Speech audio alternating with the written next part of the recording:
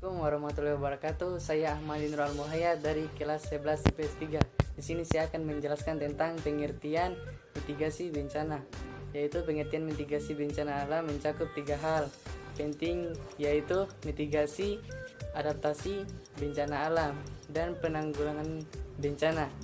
Mitigasi menurut pasal 1 ayat 6 PP nomor 21 tahun 2008 tentang penyelenggaraan penanggulangan bencana. Mitigasi bencana merupakan sebuah rangkaian upaya guna mengurangi risiko bencana, baik lewat pembangunan fisik atau penyadaran dan peningkatan kemampuan dalam menghadapi ancaman bencana. Jadi, secara simpelnya, mitigasi ialah upaya untuk mengurangi risiko bencana, baik bencana alam alias natural disaster maupun bencana ulah manusia alias man-made disaster, sehingga jumlah korban dan kerugian bisa diperkecil. Caranya yakni dan membuat persiapan sebelum bencana terjadi. Adaptasi bencana alam ialah penyesuaian sistem alam dan manusia terhadap bencana alam yang terjadi guna mengurangi dampak negatifnya. Penanggulangan bencana yaitu penanggulangan bencana tanggap darurat bencana merupakan rangkaian kegiatan yang dilakukan segera mungkin setelah kejadian bencana untuk menangani dampak buruk yang ditimbulkan. Rangkaian kegiatan itu meliputi penyelamatan dan evakuasi korban, pemenuhan kebutuhan dasar perlindungan, pengurusan pengungsi, dan pemulihan sarana dan prasarana, dan jenis-jenis mitigasi.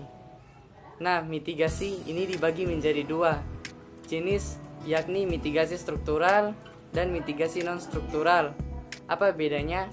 Mitigasi struktural, mitigasi ini adalah upaya untuk minimalkan bencana yang dilakukan dengan cara pembangunan berbagai prasarana fisik dan menggunakan teknologi, misalnya dengan membuat waduk untuk mencegah banjir, pembuat alat pendeteksi aktivitas gunung berapi, pembuat bangunan yang tahan gempa, atau menciptakan early warning system untuk memprediksi gelombang tsunami.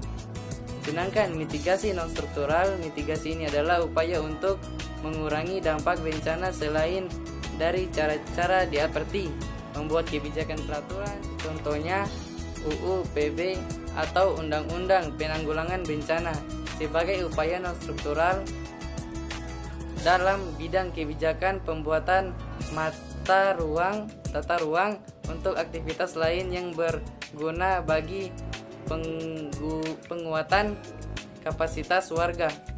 Nah, dan di sini saya menjelaskan tujuan mitigasi.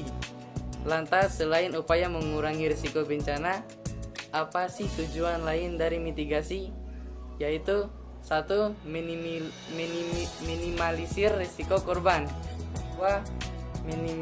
Minimalisir kerugian ekonomi, 3. Minimalisir kerusakan sumber daya alam, 4. Pedoman bagi pemerintah untuk membuat rencana pembangunan di masa depan, 5. Meningkatkan public awareness untuk kesadaran masyarakat dalam menghadapi risiko dan dampak bencana alam.